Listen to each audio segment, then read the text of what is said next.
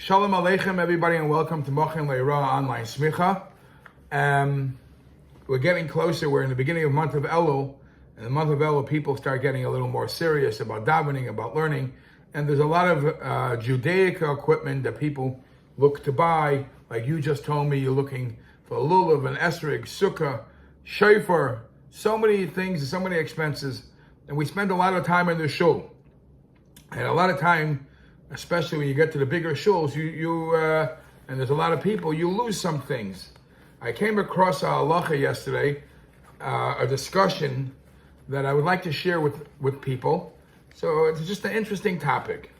The Shulchan Aruch in Choshen Mishpat, Hilchas Cheskas Metaltalim. Cheskas Metaltalim is the halacha where we assume that possession is 9/10 of the law, meaning to say, if somebody who's in possession of something, the assumption is it is his. So in that small siman Kuf Lamed Vav, there's two sifrim, and it talks about if you gave something to a craftsman, a tailor, and it goes on a difference between a tailor and a laundromat, and you get back somebody else's item. You're in possession of somebody else's item. Are you allowed to use it until the guy shows up? That's two seifim in Siman Kuf Lamed Vav. And it makes a difference between a laundromat and tailor, as you'll see there. But I want to quote a discussion in Kesef HaKotchim. Kesef HaKotchim is one of the commentaries on the Choshen Mishpat. On the Hagah, it says that if you find out that what you have is not really yours, and the rightful owner comes to claim it, you have to give it back to him, says the Ramah. What's the chiddush? What's the chiddush? You have to give it back, even though your item is missing. You can't keep the other person's item because your item is lost. You have to give. It's not yours. You must give his back. That's the common sense, right? Comes the Kesef HaKotchim and says a very interesting story that happened. I'm going to read it from inside. Echad Avad Siddur Shaloi. Now, during Rosh Hashanah and Yom Kippur, everybody brings their own machzer, their own siddur, and some people have expensive ones, leather-bound, personal ones, yeah? Somebody lost his siddur. Let's say somebody lost his leather-bound siddur, leather-bound machzer. You lost your siddur. But matzah achar sham siddur achar. Somebody else found a siddur. You lost the siddur. Somebody else found a leather siddur. So you go over to that person. A goes over to B and says, I want you to give me what you found. It's not mine. What you found is not mine. But I want you to give it to me. I'll tell you why. I'm assuming that the guy who lost it went home with my siddur. He went home with my siddur. And because he has mine, I want to at least get his siddur as a replacement. So one guy loses a siddur, a second person finds a siddur, and I went and took away the siddur that you found by saying, I am sure that the person who left this siddur took mine instead. Okay, that's what happened. So I took away the siddur from you, and for you it was anyways a found. You found it. You didn't make a big deal about it. You figured, all right, maybe it makes sense. You let me take it. But what happens is the rightful owner of this siddur, this machzor that I'm in possession right now, the real owner comes and says, the real owner of this siddur comes and says, hey, give me back my siddur. So he says, so I say to him, why should I give it back to you? Where's mine? He says, I have no idea. For a long time, I thought my siddur was lost. But now, I see you have it. Give it back to me. I didn't take any other siddur home. So the question is, it's not my siddur. I'm in possession of something that belonged to you. I took it away from the middleman because the middleman just found it, and I was under the assumption. I was under the assumption that whoever's siddur this really is took mine, and if that's true, I'm allowed to use it because as a swap. But now that the real owner of the siddur shows up, do I have to give it back to him? Do I give it to the finder? Do I give it to the original owner? So the answer, the Kesef HaKachim says, Pshita, that's not a question. Sheyesh lahashiv hasiddur, it's not a question that I must return the siddur.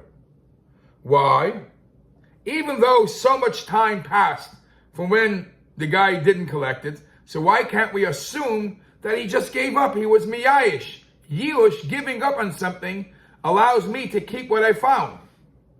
The answer is not necessarily true. People are not miyayish. People don't give up on books, on holy books so fast. Especially if you left it in the shul, you're always hoping that it's still there. And it could be because, as you said before, during the high holidays, more people come to shul. So he's not a regular, but from time to time, he lives out of town. So he went back home, and now it's the second time he came back from out of town. It's not a proof that he was miyayish. So therefore, it's no question I have to give it back. And I have to give it back to the rightful owner.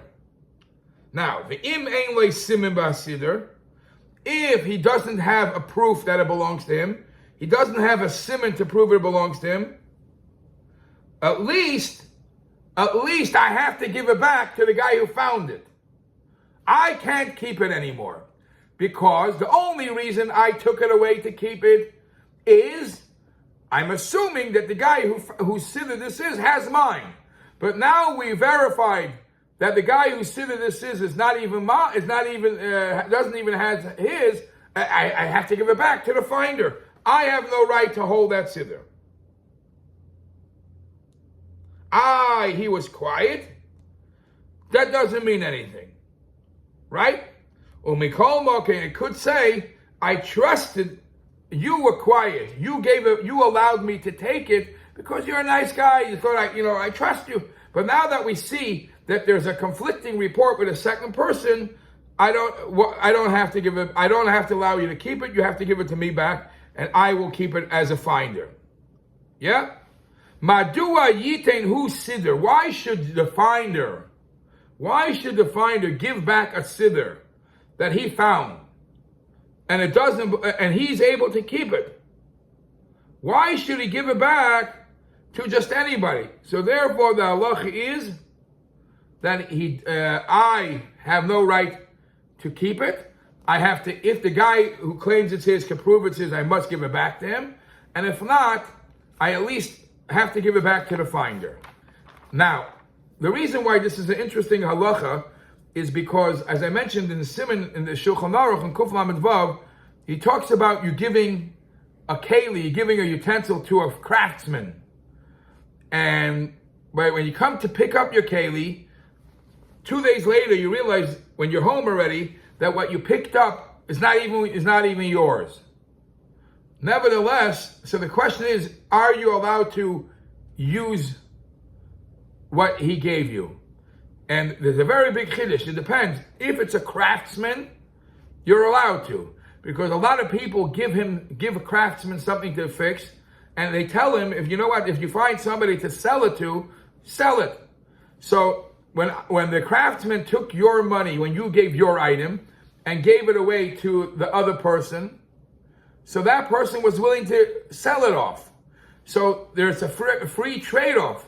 The seller, the other person's item, the seller is happy because he got money. You got an item now, so you get to keep it. The question is only who has the right to demand it back. If for any reason, the original guy whose item this really is wants it back, who has the choice to say whether or not sale cancel or not? Does the original person, because ultimately he originally gave permission to sell it. If he felt he was cheated, he could have gotten a better price, could he ask for it back? Or it's the decision of the person who's in possession of the item right now. So that's a discussion. The Smeh in Sif Cut and Beis talks about it. And then the Sivis argues whether whose right is it to decide whether the sale, whether the transfer was final.